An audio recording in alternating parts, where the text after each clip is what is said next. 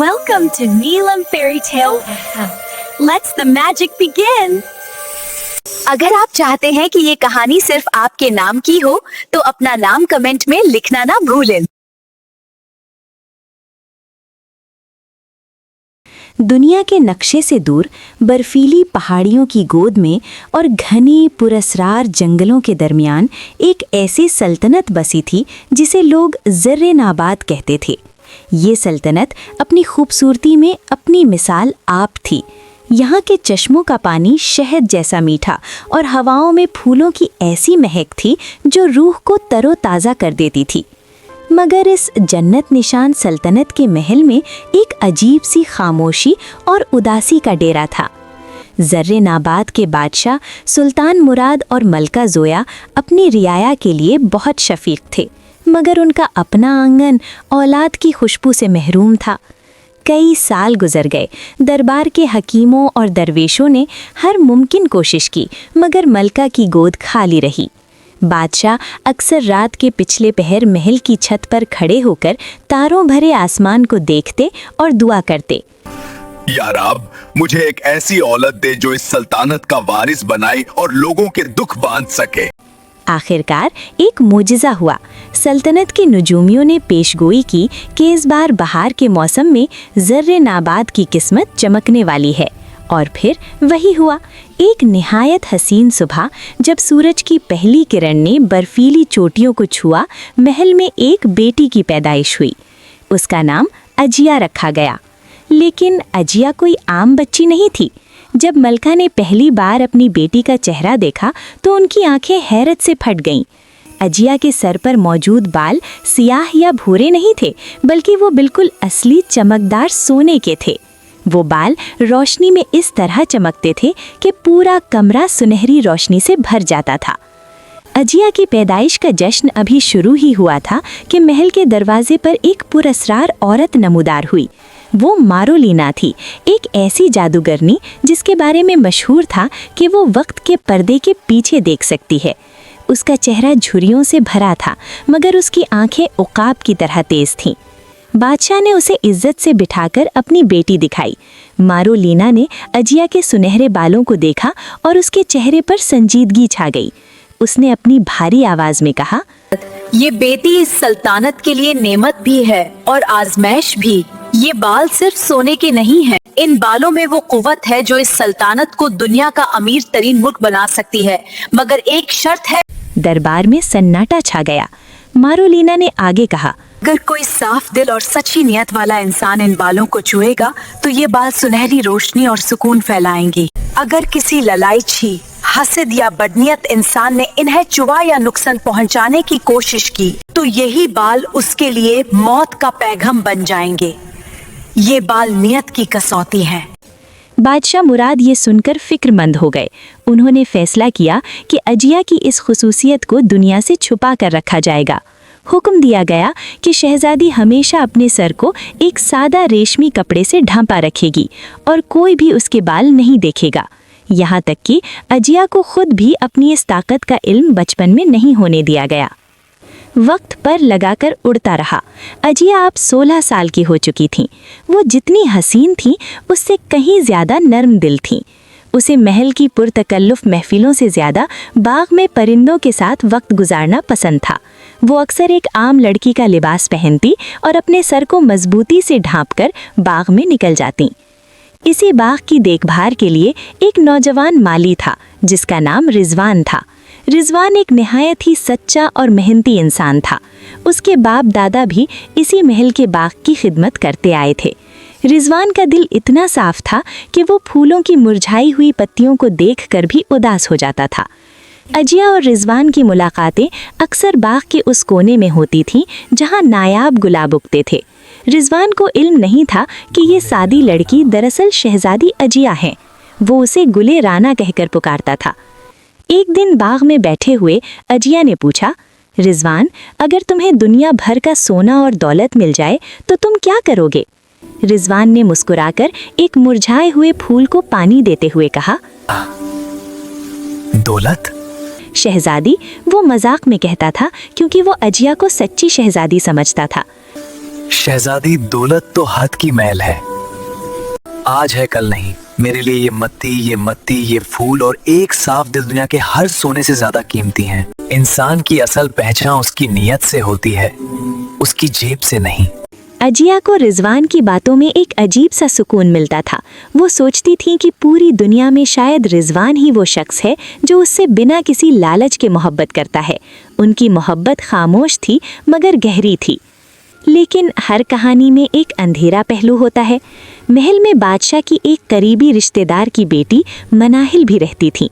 मनाहिल हुस्न में तो अच्छी थी मगर उसका दिल जलन और हसद से भरा हुआ था। उसे हमेशा ये बात चुभती थी कि शहजादी अजिया हमेशा अपने सर को क्यों ढांप कर रखती हैं। ज़रूर कोई राज है, मनाहिल अक्सर सोचती। या तो अजिया के सर पर कोई जख्म है या फिर वो मुझसे कुछ छुपा रही हैं।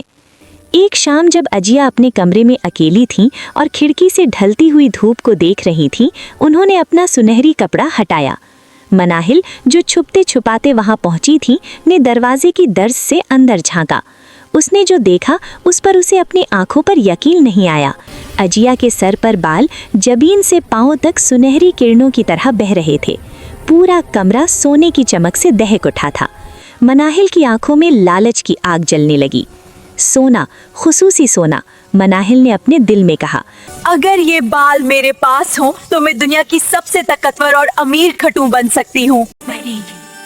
मुझे किसी बादशाह की मोहताजी नहीं रहेगी। मनाहिल ने तय कर लिया कि वो ये बाल हासिल करके रहेगी, मगर वो जानती थी कि ये बाल कोई आम कैंची से नहीं कट सकते थे।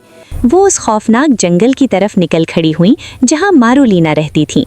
घनी झाड़ियों और पुरस्रार जानवरों के रास्तों से गुजरती हुई वो मारोलीना की घार तक पहुंच गईं। मारोलीना, मुझे वो जादुई कैंची चाहिए जो सोने के बाल काट सके। मारोलीना ने अपनी गहरी आंखों से मनाहिल के दिल का हाल जान लिया। उसने मुस्कुराकर कहा, लड़की लालच का रास्ता मौत की तरफ जाता है। आजिया के बाल नियत की जंजीर में बंधे हैं। क्या तुम्हारा दिल इतना साफ है कि तुम उन्हें छू सको? मनाहिल ने झूठ बोलते हुए कहा, मेरा दिल बिल्कुल साफ है। मैं तो वो सोना सल्तनत की गुर्बत खत्म करने के लिए चाहती हूँ। मारोलीना ने एक पुरानी जंग आलूद मगर चमकदार कैंची निकाली और कहा, ये लो, मगर याद रखना नियत का फैसला कुदरत करेगी, मैं नहीं। सल्तनते ज़र्रे नाबाद में सालाना जश्न बहारा का मौका था। महल को हजारों चिरागों से सजाया गया था। हर तरफ रक्स और संगीत की महफिलें थीं। अजिया हमेशा की तरह अपने सर को ढांपकर जश्न में शरीक थी।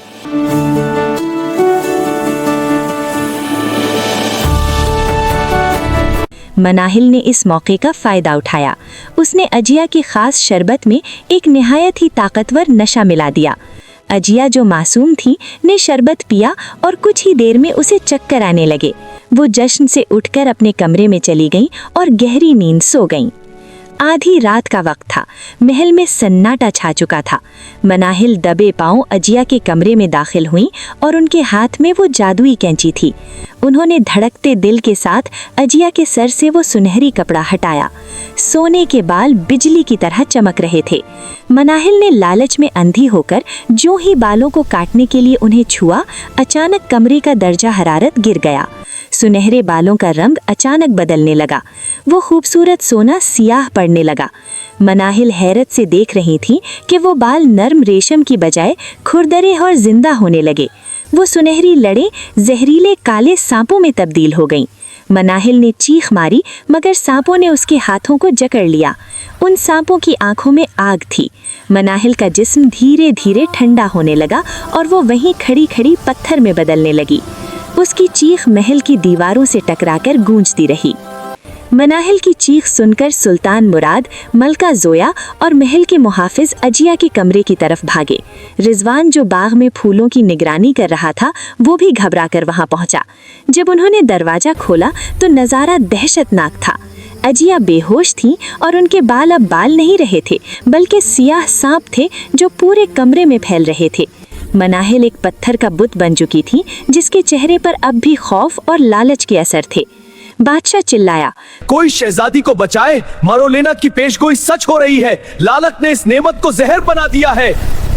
कोई भी सिपाही आगे बढ़ने की हिम्मत नहीं कर रहा था। जो भी करीब जाता वो सियाह बाल आग की लपेट छोड़ते और उसे पीछे धकेल देते। लोग कहने लगे कि अब अजिया कभी नहीं उठेगी और पूरा महल इस सियाह जादू की लपेट में आ जाएगा। तब रिजवान आगे बढ़ा। उसने कोई ढाल या तलवार नहीं ली थी। बादशाह ने उसे रोका। पीछे हटो नौजवान, तुम्हारी जान चली जाएगी। रिजवान ने निहायत अदब और सुकून से कहा, सुल्तान मुआज्जम, मैंने इस लड़की से इसलिए मोहब्बत नहीं की थी कि ये शहजादी है। मैंने उससे तब मोहब्बत की जब मैं उसे एक आम लड़की समझता था। मेरे लिए ये सोना कोई मानी नहीं रखता। मैंने इसकी रूह से मोहब्बत की है। अगर मेरी मौत शहजादी को बचा सकती है तो मुझे ये सौदा मंजूर है। रिजवान ने अपनी आंखें बंद की और अजिया के करीब जाने लगा। उसने देखा कि अजिया के चेहरे पर तकलीफ थी। वो नींद में भी तड़प रही थी। रिजवान ने अपने दोनों हाथ बढ़ाए। उसके दिल में कोई डर नहीं था, सिर्फ और सिर्फ अजिया के लिए फिक्र और सच्ची मोहब्बत थी। जो ही रिजवान के हाथों ने उन खौफनाक सियाह सांपों को छुआ, एक मोजज़ा हुआ। वो सियाह रंग ढलने लगा। रिजवान की नीयत की पाकी ने उस जहर को खत्म कर दिया। वो सांप दोबारा नर्म, सुनहरी और चमकदार बालों में बदलने लगे। कमरे का अंधेरा एक सुहानी रोशनी में बदल गया। आजिया ने एक ठंडी सांस ली और अपनी आंखें खोल दी। उसने सामने रिजवान को देखा और उसकी आंखों में आंसू आ गए। मरोलीना अचानक कमरे में नमूदार हुई। सब लोग उसे देखकर खामोश हो गए। उसने मनाहिल के पत्थर के बुत की तरफ इशारा किया और कहा, लालच इंसान को जिंदा दरगोर कर देता है। मनहिल ने सोने को नियत बनाया, इसलिए वो पत्थर बन गई। मगर इस नौजवान ने इंसानियत और मोहब्बत को नियत बनाया, इसलिए इसने मौत को भी हरा दिया। बादशाह मुराद ने रिजवान का हाथ पकड़ा और उसे अपने तख्त के करीब ले गए। रिजवान, तुमने साबित कर दिया कि इंसान की असल दौलत उसकी नीयत है। तुमने मेरी बेटी की जान बचाई है और इस सल्तनत को तबाही से बचाया है। बादशाह ने दरबारे आम में ऐलान किया कि शहजादी आजिया की शादी रिजवान से होगी। पूरी सल्तनत खुशी से झूम उठी। रिजवान और आजिया की शादी जर्रीन आबाद की तारीख की सबसे हसीन शादी थी। शादी के बाद आजिया और रिजवान ने मिलकर सल्तनत का निज़ाम संभाला। आजिया के बाल अब भी सोने के थे, मगर अब वो कोई राज नहीं थे। मगर उन बालों की चमक तभी कायम रहती थी जब तक वो सल्तनत के लोगों की खिदमत करते। उन्होंने एक अनोखा सिलसिला शुरू किया। हर साल जब सल्तनत में गुर्बत या कोई मुसीबत आती, आजिया अपने बालों का एक छोटा सा हिस्सा कटवा देती। क्योंकि उनकी नीयत साफ थी, इसलिए वो बाल जूं ही कटते उनकी जगह नए सुनहरी बाल उगाते। वो सोना गरीबों में बांट दिया जाता, जिससे सल्तनत में कोई भी शख्स भूखा या बेघर नहीं रहा। जर्रीन आबाद अब दुनिया की सबसे खुशहाल सल्तनत बन चुकी थी। लोग दूर दूर से सुनहरी शहजादी और उसके सच्चे बादशाह की दास्तान सुनने आते। मनाहिल का वो पत्थर का बुत महल के बाहर एक निशानी के तौर पर रखा गया, ताकि हर आने वाला ये याद रखे कि लालच का अंजाम क्या होता है। इंसान का नसीब उसके हाथों में नहीं, उसकी नीयत में होता है। दौलत अगर लालच के लिए हो तो वो जहर है, और अगर नीयत साफ हो तो वही दौलत मोजज़ा बन जाती है।